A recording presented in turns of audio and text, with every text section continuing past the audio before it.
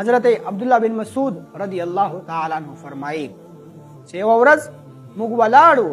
نو رسول پاک صلی الله علیه وسلم موږ ته وفرمایل چې ای ما صحابه تاسې ته دا معلومات کیږي چې پهلوان کوم سړي ته وایي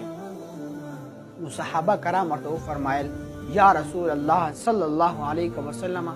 هغه انسان ته سړی پهلوان وایي چې همیشه مقابلې ګټي همیشه